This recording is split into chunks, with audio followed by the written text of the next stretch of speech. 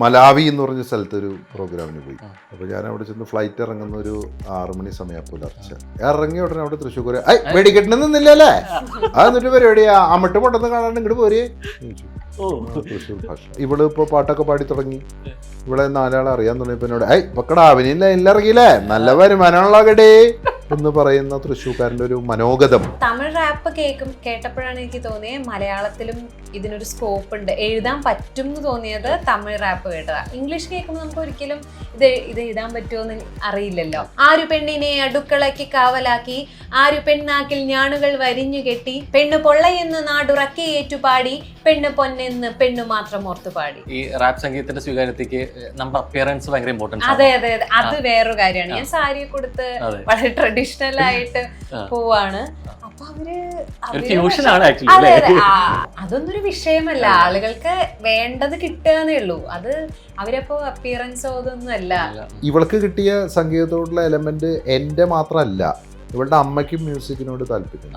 അപ്പൊ ഞാൻ ഒരിക്കലും അങ്ങനെ ഒരു വൈരുദ്ധ്യം ഒരിക്കലും ഉണ്ടാവില്ല. ഞാൻ കരയുടെ ഭാഗത്ത് നിൽക്കുള്ളൂ. അച്ഛൻ ഞാൻ പാടണമെന്ന് ആഗ്രഹിക്കുന്നു. ഞാനാണെങ്കിൽ അതിൽ നിന്ന് എങ്ങനെയെങ്കിലും ഒഴിഞ്ഞു മാറി ഇവിടെ നാടൊക്കെ വിട്ടു പോകണമെന്ന് ആഗ്രഹിക്കുന്നു. അതായിരുന്നു ശരിക്കും 2 തലം തോന്നും. അതായത് അച്ഛൻ വന്ന സ്റ്റേജ് പറയ്ക്കും, ഇവിടെ നമ്മൾ സ്റ്റേജ് കണ്ട നമ്മൾ ഒരു വിറ വരും അല്ലേ? ആയിരുന്നു. ഇഞ്ചി മൈ മീൽ പാർട്ട്ണർ. സാംസ്കാരിക തലസ്ഥാന നഗരി എന്ന തൃശ്ശൂർ പേരൂരിന്റെ തലയെടുപ്പിന് മാറ്റുകൂട്ടുന്ന കലാകാരൻ, അച്ഛൻ്റെ പാതി കലാരംഗത്ത് സജീവമാകുന്ന ഒരു മകളും. കൂടുതൽ വിശേഷങ്ങൾക്ക് ആവശ്യകതയില്ലാത്ത 2 കലാകാരാണ് ഇന്ന് നമുക്കൊപ്പം ഉള്ളത്. ജയരാജ് വാര്യർ, ഇന്ദുലേഖ വാര്യർ. നമസ്കാരം. നമസ്കാരം സുഹൃത്തേ. തൃശ്ശൂർ ഉണ്ടെങ്കിൽ ജയരാജനും കൂടിയാണ് എന്ന് പറയുന്നത് കിട്ടുന്ന ഒരു അഭിമാനമുണ്ട്. അതിനേക്കാൾ ഉപരി അത് കിട്ടുന്ന ഒരു പ്രിവിലേജ് ഉണ്ട്. ഇത് എത്രത്തോളം എൻജോയ് ചെയ്യുന്നുണ്ട്? തൃശ്ശൂർക്കാരൻ എന്ന് പറഞ്ഞാൽ ബേസിക്കലി ഒരു വളരെ നർമ്മബോധമുള്ള, ഏതൊരു സ്ഥലത്ത് ചെന്നാലും ഒരു സാന്നിധ്യം ഉറപ്പാക്കുന്ന അങ്ങനെയുള്ള ആൾക്കാരാണ് തൃശ്ശൂർക്കാർ. I am very much proud. കാരണം തൃശ്ശൂർ ആഘോഷങ്ങളുടെ നാടാണ്. അതെ, പൂരങ്ങളുടെ, മേളങ്ങളുടെ, സംഗീതത്തിൻ്റെ, കലാകാരന്മാരുടെ, വലിയ വലിയ കലാകാരന്മാരുടെ, ഞാനൊന്നും അതിൽ പെടില്ല, പിന്നെ രാഷ്ട്രീയത്തിൻ്റെ, എഴുത്തിൻ്റെ, എല്ലാ മേഖലയിലും ഒരുപാട് പ്രഗത്ഭരെ കേരളത്തിനല്ല ഇന്ത്യക്ക്, ലോകത്തിന് തന്നെ സംഭാവന ചെയ്തവരാണ് തൃശ്ശൂർക്കാർ.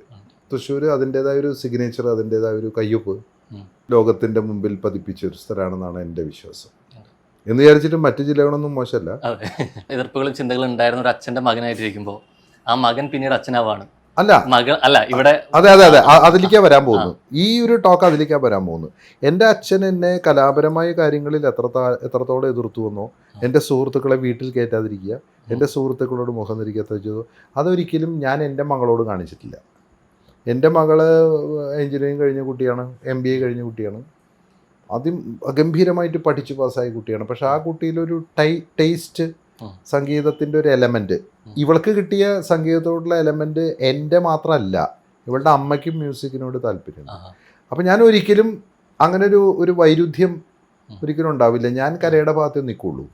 അതുകൊണ്ട് ഈ കുട്ടിയെ പ്രോത്സാഹിപ്പിക്കുക എന്നുള്ളത് തന്നെയായിരുന്നു എൻ്റെ ഒരു ആഗ്രഹം. പക്ഷേ എന്നിരുന്നാലും ഞാൻ എൻ്റെ അച്ഛനുമായിട്ടുള്ള ഒരു ടഗ് ഓഫ് വാർ ഉണ്ടായിരുന്നത് വേറെ തലത്തിലാണെങ്കിൽ, ഇന്നെൻ്റെ മകളായിട്ട് വേറെ തരത്തിലാണ്. മകളായിട്ട് വേറൊരു പ്രശ്നമാണ്. എല്ലാ വിധത്തിലുള്ള സ്വാതന്ത്ര്യങ്ങളും എല്ലാം ഞാൻ കൊടുക്കുന്നുണ്ടെങ്കിൽ അവളും ഞാനും തമ്മിൽ ചേരാത്ത ഒരുപാട് കാര്യങ്ങളുണ്ട് ജീവിതത്തിൽ. എനിക്ക് തോന്നുന്നു അതൊരു ഫെയ്റ്റ് ആണ്.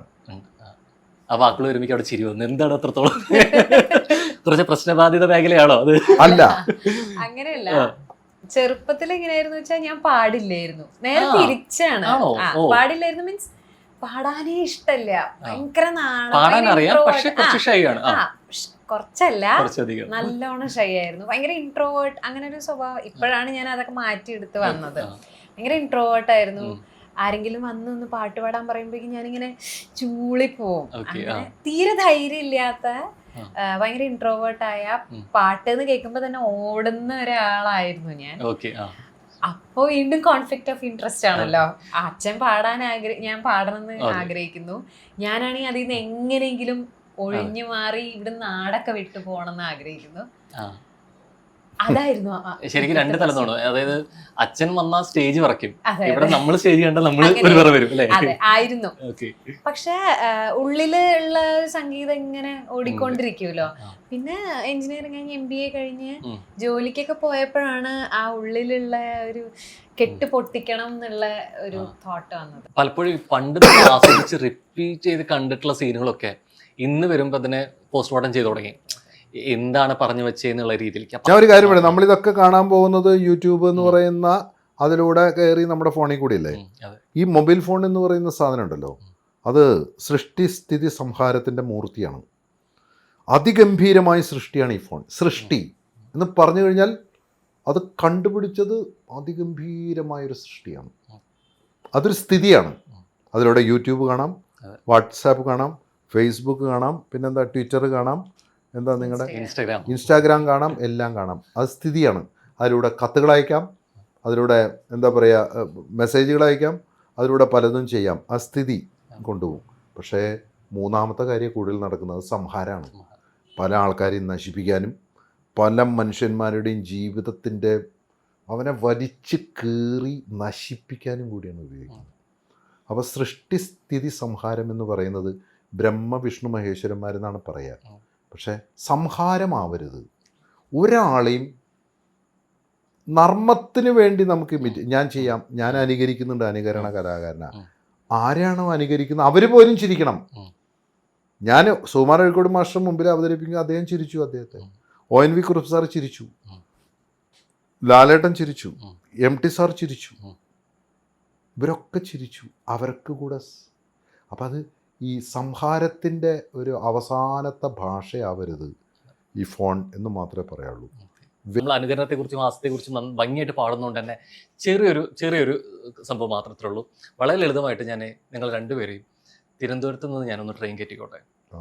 അവര് കയറില്ല, ഒപ്പം ഉണ്ടായിക്കോട്ടെ, ഒരു പാസഞ്ചർ ആയി ഉണ്ടായിക്കോട്ടെ, ആവശ്യം വരും. അപ്പോൾ തിരുവനന്തപുരത്ത് നിന്ന് കാസർഗോഡ് വരെയുള്ള ട്രെയിൻ യാത്രയായിട്ട് സങ്കല്പിക്കണം. നമ്മൾ 14 ജില്ലയിൽ കൂടെ പോകുന്നുണ്ട്. ഇവിടെ ഇഷ്ടമുള്ള ജില്ലയിലെ ഒരുമിച്ച് ഇറങ്ങാം. അവിടെയുള്ള ഭാഷയെക്കുറിച്ചും അവിടെയുള്ള ഇഷ്ടപ്പെട്ട ഒരു താരത്തെക്കുറിച്ചോ ഭക്ഷണത്തെക്കുറിച്ചോ അണ്ണാ തിരുവനന്തപുരത്ത് നിന്ന് ചായകൾ കുടിച്ച് ട്രെയിനിൽ കയറണത് 6 മണിക്ക് പരശുരാമിൽ കയറി കഴിയുമ്പോൾ നമ്മളോട് ചോദിക്കുന്നത് ജരാണ്ണ പരിപാടികളുണ്ടാ, ട്രിവാൻഡ്രത്തുണ്ടായിരുന്നാ യാത് പരിപാടികൾ എന്ന് ചോദിക്കും. അവിടെ നമ്മളൊരു ചായകൾ കുടിച്ച് ചുമ്മാ കയറിയിരിക്കുവാണ്, അത്രയേ ഉള്ളൂ. കൊല്ലത്തെത്തുമ്പോൾ ജരാണ്ണ നമ്മൾ കണ്ട ജരാണ്ണ എപ്പോഴും TV കാണാറുണ്ട് അണ്ണനെ. അണ്ണാ ഇപ്പം എങ്ങോട്ട് പോകുന്നു? നമ്മൾ കണ്ടല്ലോ, കൊല്ലത്ത് വെച്ച് കണ്ടായിരുന്നല്ലോ എന്ന് പറയും. തിരുവല്ലയിലെത്തുമ്പോൾ ഓ ജയരാജ് വാര്യരോ, ഓ എന്നാ പരിപാടിയാ, ജർമ്മനി വെച്ച് കണ്ടായിരുന്നു, ഓ എന്നാ ഒരു ഇടപാടാ. കോട്ടയത്തെത്തുമ്പോൾ ജയരാജ് വാര്യരല്ലേ, എന്നാ ഉണ്ടാ എന്ന് ചോദിക്കും. ആ വണ്ടി ഇങ്ങനെ പതുക്കെ ഓടി നമ്മൾ കൊച്ചിയിൽ എറണാകുളത്തെത്തുമ്പോൾ നിങ്ങൾ ആ പരിപാടി കഴിഞ്ഞ് മഞ്ഞാണാ നമ്മ പോണിയാണ്. ഞാൻ ചോദിച്ചാൽ എവിടെ പോണു? ഞാൻ കാസർഗോഡ് പോണീന്. തൃശ്ശൂർ എത്തിക്കഴിഞ്ഞാൽ ചേട്ടാൻ ഭയങ്കര പരിപാടിയാണല്ലോ, പക്കടാവുണ്ടല്ലേ കൂടെ. ആ പാലക്കാട് എത്തുമ്പോൾ യോട്ടയുടെ പരിപാടി എന്താണ്? അതെയോ എവിടെയാണ്, എവിടെ പോവാണ് ചോദിക്കും. തിരൂർ മലപ്പുറം ഭാഗത്തെത്തുമ്പോൾ ജയരാജ് വരല്ലേ എന്ന് പറയും. കോഴിക്കോട് എത്തുമ്പോൾ നിങ്ങൾ ജയരാജ് വരാ എന്ന് ചോദിക്കും. കണ്ണൂരെത്തുമ്പോൾ നിങ്ങളെ കണ്ടീനപ്പാ, നമ്മളന്ന് സ്കൂൾ യൂത്ത് സമയത്ത് നിങ്ങൾ വന്നിട്ട് ഈടെ പരിപാടി ആടി ഈടിയും പോയിട്ട് കഴിഞ്ഞ് പാഞ്ഞി. കാസർഗോഡ് എത്തുമ്പോഴാ അവിടെ എത്തുമ്പോൾ നിങ്ങൾ ജയരാജ് വരബേ, നിങ്ങൾ സിനിമയിൽ അഭിനയിച്ചിക്ക ബായ് എന്ന് ചോദിക്കും. അത് കഴിഞ്ഞ് ഞാൻ നേരെ കർണാടകത്തിൽ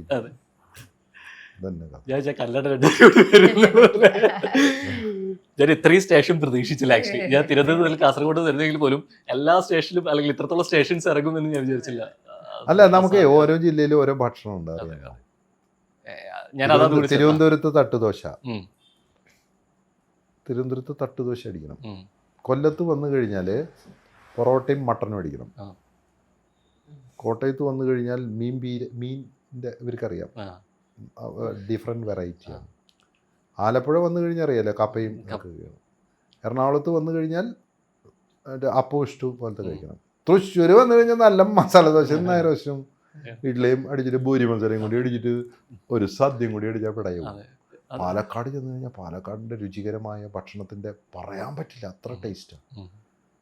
മലപ്പുറത്ത് നിന്ന് പിന്നെ നമുക്ക് പറയണ്ടല്ലോ, എന്താ മീൻ മുളക് ഇട്ടത് ഉം. കഴിക്കുക. കോഴിക്കോട് നിന്ന് കഴിഞ്ഞാൽ നമ്മുടെ ബിരിയാണി അടിക്കുക. കണ്ണൂർ എന്നാലോ, കണ്ണൂർ കല്ലുമ്മക്കായ അല്ലേ, അവിടെയൊക്കെ അതന്നെ. കാസർഗോഡ് എന്ന് കഴിഞ്ഞാൽ മിക്സഡ് ഫുഡാണ്. അതെ. യഥാർത്ഥത്തിൽ നമ്മൾ ഈ സംസാരിക്കുന്നതൊക്കെ ഭക്ഷണത്തെ കുറിച്ചാണ്. നല്ല വിശപ്പുണ്ട്. ഈ ശരിക്കും ഈ റാപ്പിലോട്ട് കിടക്കുന്ന സമയത്ത് ഒരു ഫസ്റ്റ് സ്പാർക്ക് ഉണ്ടാവുമല്ലോ, ഇത് എന്താണെന്നുള്ളത് റിയലൈസ് ചെയ്യുന്ന ഒരു മൊമെന്റ് ശരിക്കും ഏതാ? ഈ എഴുതി കൊടുക്കുന്ന വരികൾ വരുന്നത് തന്നെയാണ്. എഴുതിയിട്ട് അവൾ തന്നെ പാടുകയാണല്ലോ. എഴുതാൻ പറ്റുന്ന അവിടെ ആനന്ദാണ്, ഇല്ലായിരുന്നു. ആനന്ദ് തന്നെയാണ്. അതെ.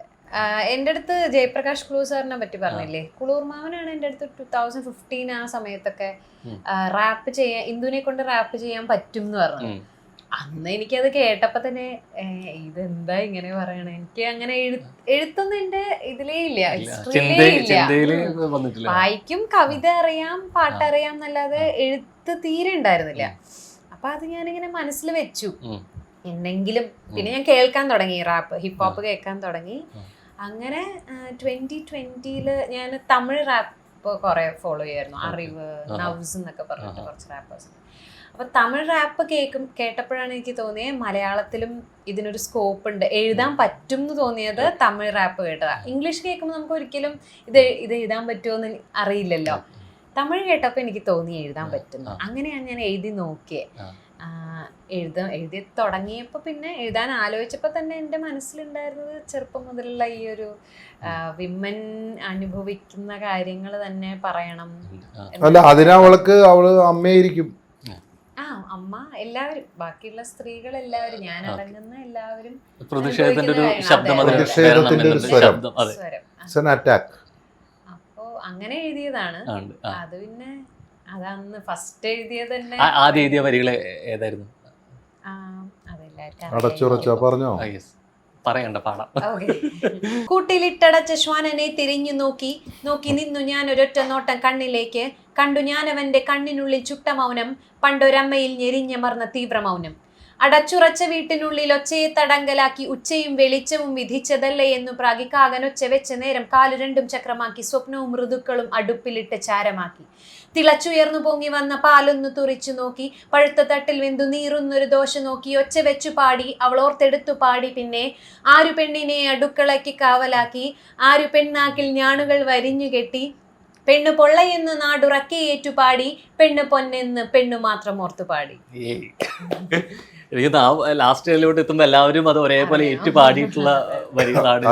അതിപ്പോഴും അത് പെർഫോം ചെയ്യുമ്പോ ഭയങ്കര ഈ റാപ്പ് സംഗീതത്തിന്റെ സ്വീകാര്യതയ്ക്ക് നമ്മുടെ അപ്പിയറൻസ് ഭയങ്കര ഇമ്പോർട്ടൻസ്. അതെ, അത് വേറൊരു കാര്യമാണ്. ഞാൻ സാരി കൊടുത്ത് വളരെ ട്രഡീഷണൽ ആയിട്ട് പോവാണ്. അപ്പൊ അപ്പൊ സാരി എടുത്ത് റാപ്പ് ചെയ്യുന്ന കുറെ പേരുണ്ട് കേട്ടോ. അപ്പൊ തമിഴില് മറ്റേ ജെ ക്വീൻ എന്നൊക്കെ പറഞ്ഞിട്ട് കുറെ റാപ്പേഴ്സ് ഉണ്ട്, വൈൽഡ് വിമൻ എന്ന് പറഞ്ഞിട്ട്. അവര് ഫുൾ പട്ട് സാരി എടുത്തിട്ടാണ് റാപ്പ് ചെയ്യുക. അപ്പോ അതൊന്നൊരു വിഷയമല്ല, ആളുകൾക്ക് വേണ്ടത് കിട്ടുകയെന്നേ ഉള്ളൂ. അത് അവരപ്പോ അപ്പിയറൻസോ അതൊന്നും അല്ല. ഒരു പക്ഷെ എനിക്ക് തോന്നുന്നു ഈ നവമാധ്യമങ്ങളുടെ വരവോട് കൂടിയിട്ട് എല്ലാ ജനറേഷനിൽ പെട്ടവർക്കും എല്ലാ തരം കലാരൂപങ്ങളോട് ഒരു ഇഷ്ടപ്പെടുന്ന ഒരു സ്വീകാര്യത വന്ന് അറിയാം എന്നുള്ള സംഭവം ഉണ്ട്.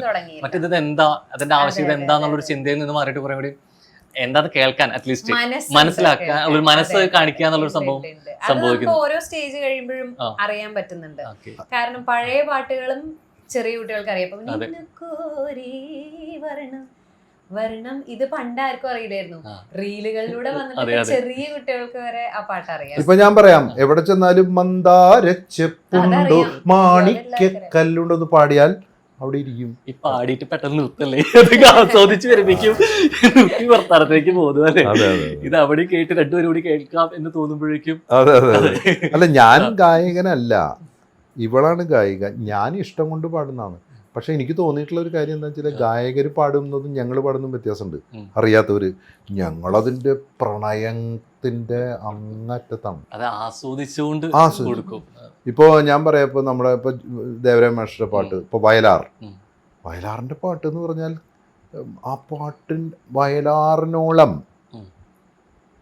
പുതുമയുള്ള മലയാള പദം ഇപ്പോഴും പാട്ടെടുത്തിട്ട് വന്നിട്ടില്ല. വയലാർ ഏറ്റവും പുതിയതാ. അതുകൊണ്ടല്ല സിനിമയിലെ ഡയലോഗ് വന്നത്, വയലാർ എഴുതുമോ ഇങ്ങനെ എന്നുള്ളൊരു വരി തന്നെ വന്നത് അതുകൊണ്ടാണല്ലോ. വയലാർ എന്ന് പറയുന്ന കവിയുടെ പാട്ടുകൾ തന്നെയാണ് ഏറ്റവും പുതിയ വാക്കുകൾ ഇപ്പോഴും. മനസ്സിലായില്ലേ? അതായത് ഒരു ക്യാമറ മുകളിൽ നിന്ന് വെക്കുന്ന പോലെയാ പാട്ട്. അതായത് പുഷ്പമംഗലയാം ഭൂമിക്ക് വേളിപ്പുടവയുമായി വരും വെളുത്തവാവേ എന്ന് പറയുമ്പോൾ ക്യാമറ മുകളിൽ നിന്നും താഴെ നിന്നും വെക്കുകയാണ്. അത് വയലാർ. അതുപോലെ ഭാസ്കരൻ മാഷ് മഞ്ഞണിപ്പൂനിലാവ് പേരാറ്റിൻ കടവിങ്കൽ മഞ്ഞളരച്ചു വെച്ചു നീരാടുമ്പോൾ മഞ്ഞണിപ്പൂനിലാവ് പേരാറ്റിൻ കടവിങ്കൽ മഞ്ഞളരച്ചു വെച്ചു നീരാടുമ്പോൾ മഞ്ഞണിപ്പൂനിലാവ്.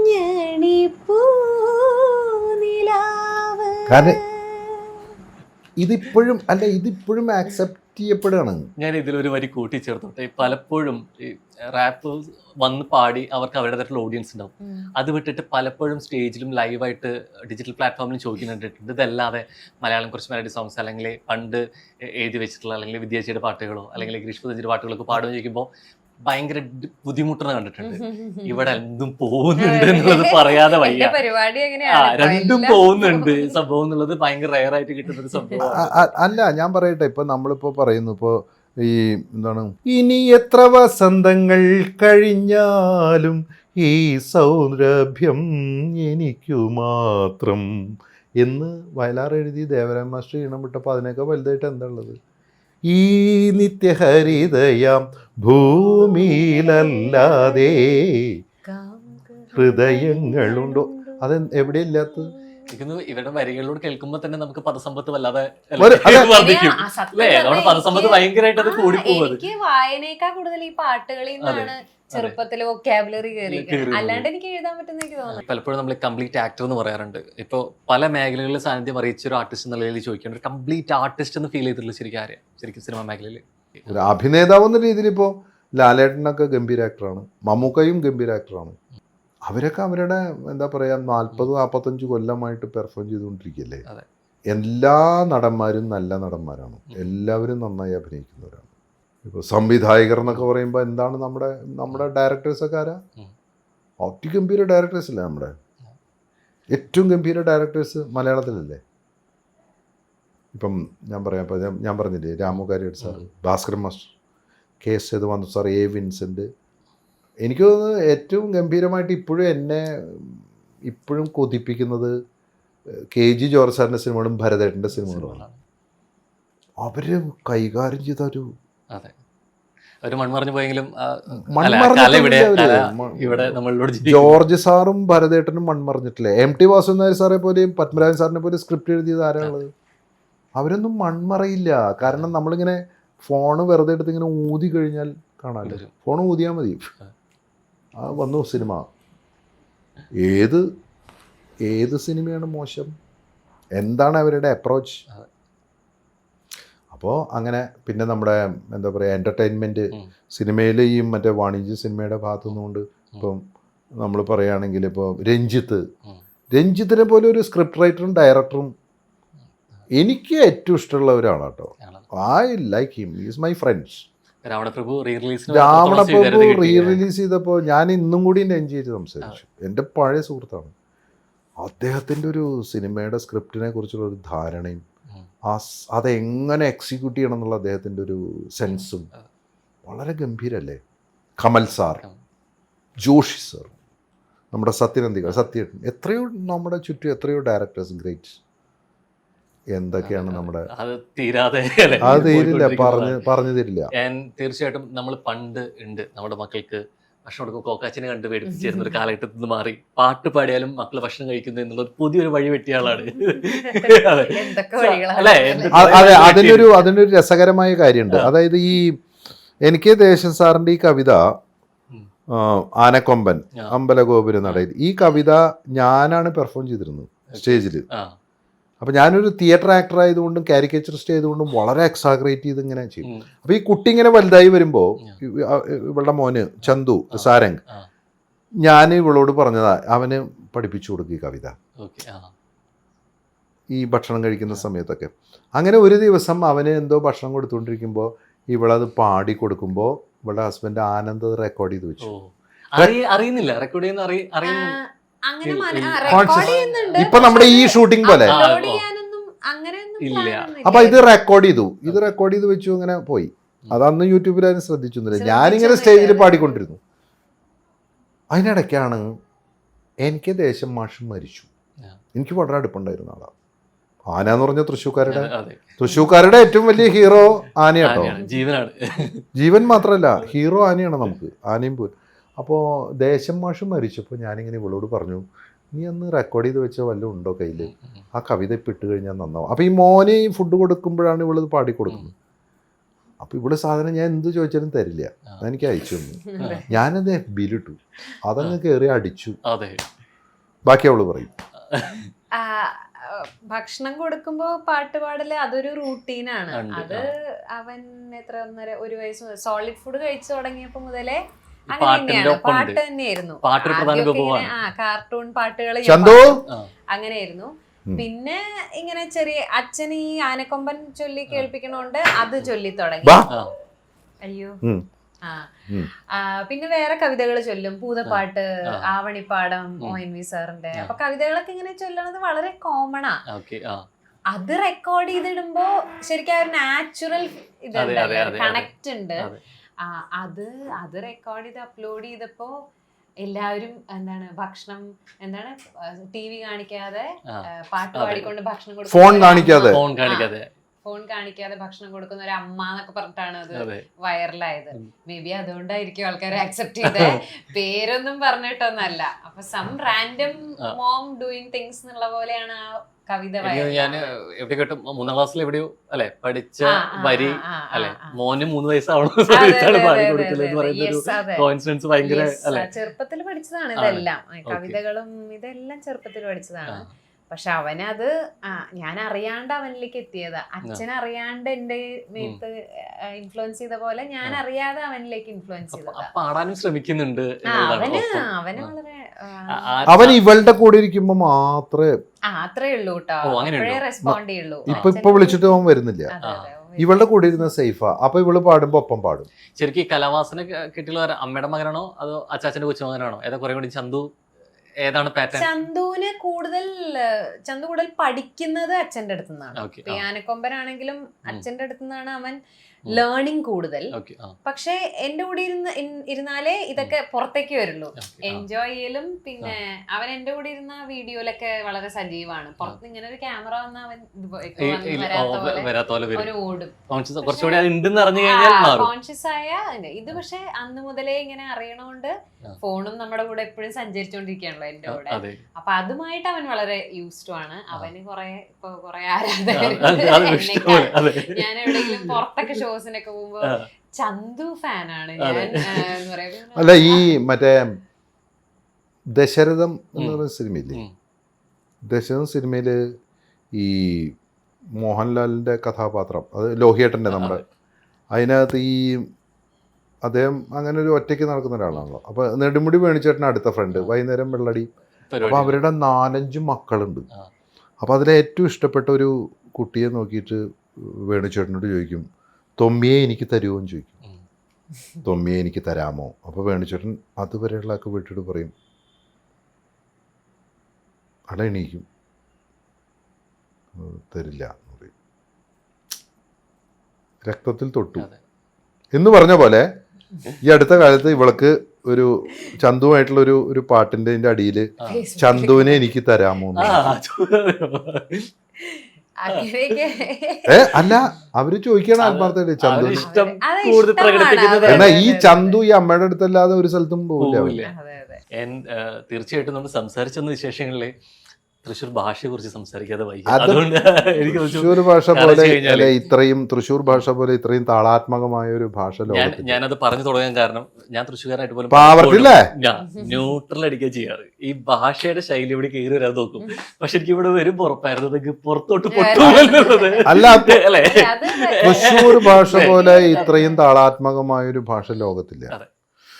ഞാൻ പറയാമല്ലോ, ഞാൻ ലോകത്ത് എവിടെ ചെന്നാലും, ഞാനിങ്ങനെ സഞ്ചാരിയാണല്ലോ പരിപാടികളായിട്ട്, അപ്പോൾ എവിടെ ചെന്നാലും എന്നെ സ്വീകരിക്കുന്നത്, ഇപ്പോൾ ഞാൻ ഒരു മലാവി എന്ന് പറഞ്ഞ സ്ഥലത്ത് ഒരു പ്രോഗ്രാമിന് പോയി. ആ. ഒരു കൊല്ലം പൂരം കഴിഞ്ഞ് പിറ്റേ ദിവസമാണ്. അപ്പോൾ ഞാനൊരു സന്ധ്യയായിപ്പോൾ പോയി, രാത്രി ഫ്ലൈറ്റ്. അപ്പോൾ ഞാൻ അവിടെ ചെന്ന് ഫ്ലൈറ്റ് ഇറങ്ങുന്ന ഒരു 6 മണി സമയം പുലർച്ചെ.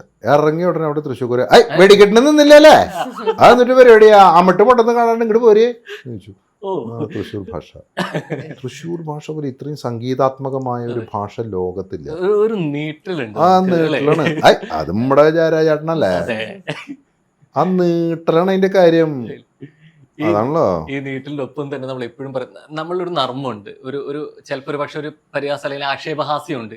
ഇതെല്ലാവർക്കും അത് ദഹിച്ചോളണം എന്നില്ല. ഈ പലപ്പോഴും മറ്റുള്ളവരോട് സംസാരിക്കുന്ന സമയത്ത് അത് ചിലപ്പോൾ അത് ആ രസത്തിൽ എടുത്തില്ലെങ്കിൽ പ്രശ്നമാണ്. അല്ല, കാലഘട്ടത്തിന്റെ ഒരു പ്രത്യേകത എന്താ വെച്ചാൽ ഇപ്പോൾ തൃശ്ശൂർ ഭാഷയിൽ പറയുന്ന നർമ്മം, എന്നെ പലപ്പോഴും വിദേശത്ത് പല പരിപാടിക്കും വിളിക്കുന്നു തൃശ്ശൂർ ഭാഷയിൽ മാത്രം സംസാരിക്കാനാണ്, മറ്റു ജില്ലക്കാർ. അപ്പോൾ തൃശ്ശൂർ ഭാഷയ്ക്കുള്ള ഒരു എന്താ പറയുന്നത്, ഒരു സ്വീകാര്യത മാത്രമല്ല, ഒരു ഫ്ലെക്സിബിലിറ്റി ഉണ്ട്, വെരി ഫ്ലെക്സിബിൾ. ഇപ്പോൾ ഞാനിപ്പം ഒരു ഉദാഹരണം പറയുകയാണെങ്കിൽ റൗണ്ടിൽ പിന്നെ കണ്ടു എന്നിരിക്കുക, തൃശ്ശൂർ സ്വരാജ് റൗണ്ട്, ഞാൻ എവിടെ ഇറങ്ങി നടക്കണല്ലോ, സിനിമയ്ക്കുണ്ടാ സിനിമ കുറവാ അതേല്ലേ എന്ന് പറയും. അവർക്കൊരു സന്തോഷം. അതെ, അത് നന്നായിട്ടാന്നൊക്കെ പറയും. ഇപ്പോഴും എന്നെ കാണുമ്പോൾ നർമ്മാണ്. അപ്പൊ ഞാൻ ഇവള് ഇപ്പോൾ പാട്ടൊക്കെ പാടി തുടങ്ങി, ഇവളെ 4 ആളെ അറിയാൻ തുടങ്ങിയപ്പോൾ എന്നോട് ഇപ്പൊക്കടാ അവനില്ല എല്ലാം ഇറങ്ങിയില്ലേ, നല്ല വരുമാനമുള്ള കടേ എന്ന് പറയുന്ന തൃശ്ശൂർക്കാരൻ്റെ ഒരു മനോഗതം തൃശ്ശൂരിന്റെ മാത്രമാണ്. കേൾക്കുമ്പോഴും അതേ തലത്തിൽ എടുക്കാനും കൂടി പറ്റണം. അല്ല, ഞാൻ പറയാം, കാലം വല്ലാതെ മാറുമ്പോ നർമ്മം പോലും ആസ്വദിക്കാൻ പറ്റാതാകുന്നുണ്ടോ എന്ന് സംശയമുണ്ട് മലയാളി. പ്രശ്നമുണ്ട്. അല്ല, മലയാളിയെ സംബന്ധിച്ചിടത്തോളം മലയാളിക്ക് ഇന്ന് നർമ്മത്തിൽ പറയുന്ന വിമർശനങ്ങളെ ഉൾക്കൊള്ളാൻ വയ്യാതെ തുടങ്ങിയിട്ടുണ്ടെന്ന് സംശയമാണ്. അതൊരു നല്ല സൂചനയല്ല. നർമ്മത്തെ നർമ്മമായി കാണണം. അതാണ് ലാസ്റ്റ് ഒരു നാടൻ പാട്ടിന്റെ 2 വരികളിലൂടെ 4 വരികളിലൂടെ 6 വരികളിലൂടെ പാട്ടൊക്കെ അവളാ. അതെ, പക്ഷെ ഒരുമിച്ച് വരണം. ഒരു ജയരാജന്റെ ഒരു താളം വരണം. ആനയെ കണ്ടു ഞാൻ അമ്പലമേട്ടിലോരാനയെ കണ്ടു ഞാനമ്മേ, മസ്തകം തുമ്പിയും കൊമ്പും പിണങ്ങുകിൽ കുത്തുമേ കൊമ്പിനാൽ നമ്മേ. എന്തൊരു പൊക്കമാണെന്തൊരു വണ്ണമാണെന്തു തടിയനാം കാലും, കണ്ടു നടുങ്ങുകിൽ നോക്കിച്ചിരിക്കുവാനുണ്ടൊരു കുഞ്ഞനാം വാലും. ആനയെ കണ്ടു ഞാൻ അമ്പലമേട്ടിലോരാനയെ കണ്ടു ഞാനമ്മേ, മസ്തകം തുമ്പിയും കൊമ്പും പിണങ്ങുകിൽ കുത്തുമേ കൊമ്പിനാൽ നമ്മേ, കുത്തുമേ കൊമ്പിനാൽ നമ്മേ. Thank you so much. വെളിയിലും ഒത്തിരി സമയം തന്നേനും എത്രയും ഭംഗിയായിട്ട് അത് തന്നേനും. ഇത് നമ്മൾ വാക്കുകൾക്ക് ഉപരി കുറേയേറെ അല്ലെ സംഗീതത്തിന്റെ കൂട്ടുപിടിച്ച് അല്ലെങ്കിൽ വരികളിലൂടെ പോകുന്നത് ഒട്ടും പ്രതീക്ഷിക്കാത്തായിരുന്നു. അത്രയും നല്ലൊരു ട്രീറ്റ് തന്നേലും താങ്ക് യു സോ മച്ച്. അപ്പോൾ നമ്മൾ തൃശ്ശൂരിന്റെ കാവിലും നാട്ടുവഴികളിലും വയലോരങ്ങളിലും സംഗീതത്തിൽ നമ്മൾ ഇനിയും കാണും, കണ്ടുമുട്ടും. തീർച്ചയായിട്ടും. Thank you so much. നമുക്കൊരു നാരങ്ങ വെള്ള കാച്ചിയല്ലോ. ഇഞ്ചി മൈ മീൽ പാർട്ട്ണർ.